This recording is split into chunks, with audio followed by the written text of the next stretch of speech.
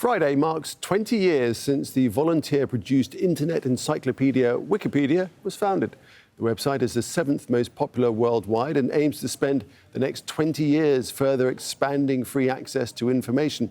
Wikipedia was founded in 2001 by the American-British entrepreneur Jimmy Wales. It is now available in 309 languages. So let's explore this, the secret of its success, with Jim Anderson, who is CEO of Social Flow, which is a tech company which helps media companies distribute its social content. He joins us from New York. Jim, so 5.5 billion articles, 1.7 billion visitors a month. What is behind its success? Well, it's a remarkable achievement if you think about it, and it has an all-volunteer army, effectively, of editors who constantly curate that. The English language version I saw had about 230,000 editors. I'm not sure what that number is globally, but it's remarkable that sort of a shared sense of purpose and mission can mobilize that many people to donate their time and expertise to trying to create what they like to call a repository of the world's knowledge. But there is this Achilles heel, isn't there? This edit facility and the ability to write, well, absolute nonsense. Yeah, it's interesting. I use the analogy. I mean, in many ways, Wikipedia is nothing like a social network, like Facebook, right? I mean, they're completely different purposes, and you wouldn't think there's really any commonality other than maybe they're both on the internet.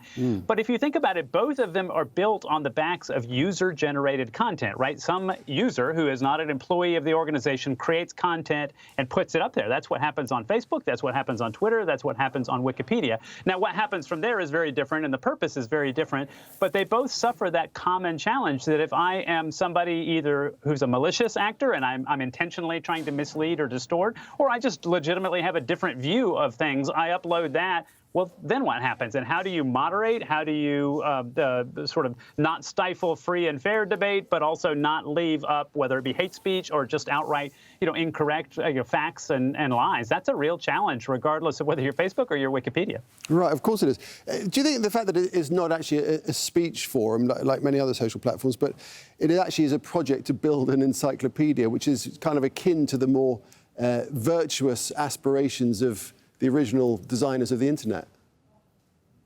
Well, you're right. It is not a free speech platform, so it's not. Certainly in the U.S., there's a lot discussed and written about First Amendment rights and those kinds of things. That's actually more the government than private companies. But in societies where free speech is prized, that's clearly not what Wikipedia is. But underpinning that free speech and what people are saying are really important principles, right? So I'll go with the U.S. example. We just had an election. There seems to be a lot of dispute of the election, even though the facts clearly seem to be on the side of, well, it was a free and fair election. There are a significant number of people in the tens of millions who don't seem to believe that that's the case. So take that and then translate it to Wikipedia. If you were to write an entry on Wikipedia about the 2020 U.S. election, what does it say? That's not a free speech issue. That's a facts issue. But clearly, free speech and facts collide at some point. What about this lack of commercialization? You talked about this army of volunteers that make it happen. This lack of commercialization, is that part of its success? It is part of its success, and I think in some regards it gives it a noble purpose and a noble cause that's not,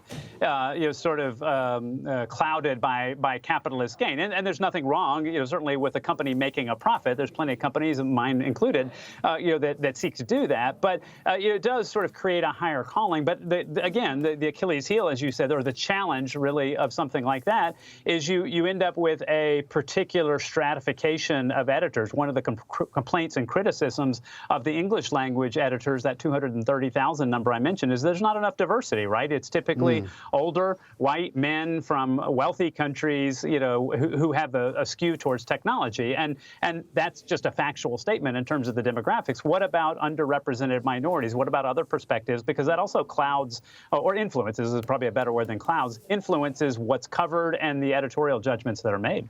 Yeah, and its free nature must create a perpetual funding crisis. But that is a question for another day. Jim Anderson, appreciate that. Thank you very much indeed. Thanks a lot. Thank you.